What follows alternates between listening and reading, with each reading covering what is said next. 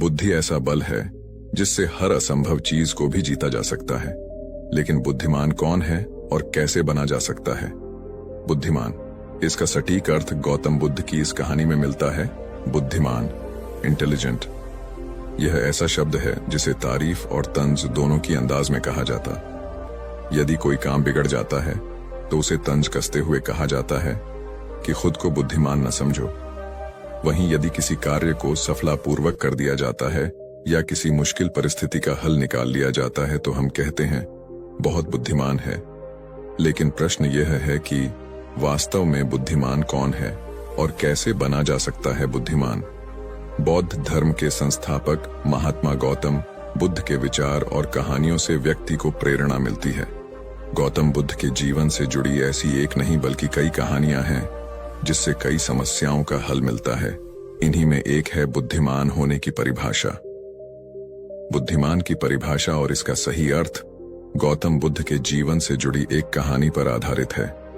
बुद्धिमान से जुड़ी गौतम बुद्ध की कहानी एक गांव में एक लड़का था जिसका दिमाग बहुत तेज था।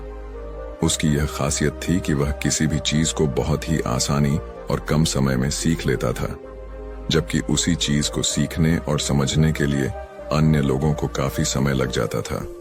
लड़के की यह ख्याति दूर दूर तक फैल गई। सभी लड़के की तारीफ में कहने लगे कि उसके जितना बुद्धिमान कोई नहीं है। लड़का चित्रकारी, मूर्ति बनाना, गीत गाना जैसे अन्य कई चीजों को जानता था।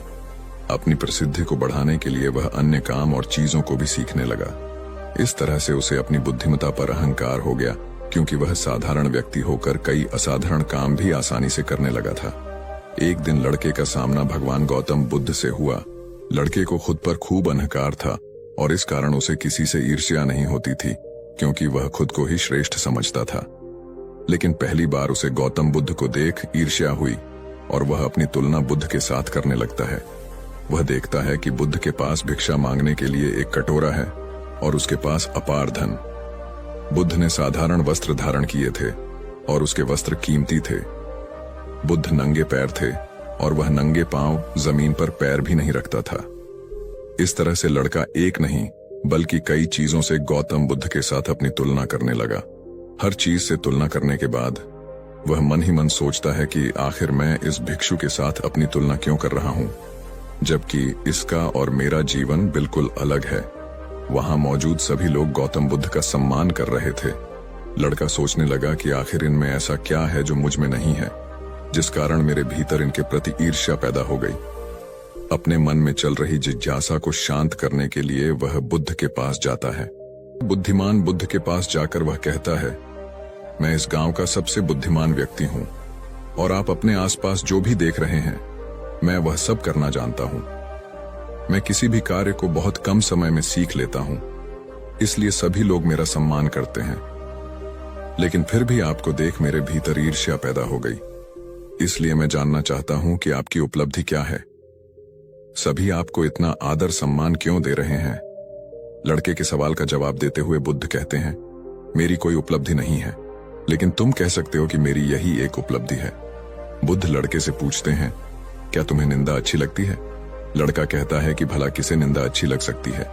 बुद्ध कहते हैं कि जो तुम्हें अच्छा और बुरा लगता है मैं इनसे भी ऊपर हूं। मुझे ना निंदा सताती है और ना अपनी प्रशंसा से प्रसन्न होता हूं। यही अंतर है तुम में और मुझ में। बुद्ध कहते हैं, तुमने सैकड़ों काम सीखे लेकिन सबसे जरूरी काम को सीखना भूल गए। लड़का पूछता है, कौन सा काम? बुद्ध ने दिया बुद्धिमान होने का ज्ञान। बुद्ध कहते हैं कि क्या तुम्हें मन को नियंत्रण करना आता है? यह बात सुनकर लड़का समझ जाता है कि उसे बुद्ध से ईर्ष्या क्यों हुई। बुद्ध कहते हैं, जिसने संपूर्ण जगत जीत लिया लेकिन अपने मन को नहीं जीत पाया उसने कुछ भी नहीं जीता। वहीं जिसने अपने मन को जीता लेकिन अपना सब कुछ गंवा दिया फिर भी उसने सब कुछ जीत लिया। बुद्ध की यह बात सुन लड़के का अहंकार टूट गया। उसने बुद्ध से कहा कि क्या आप मुझे अपने मन को जीतना सिखा सकते हैं?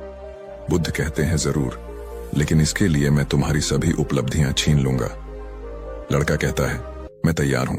इसके बाद से ही लड़का ध्यान लगाने लगता है, क्योंकि ध्यान से ही मन को वश में किया जा सकता है।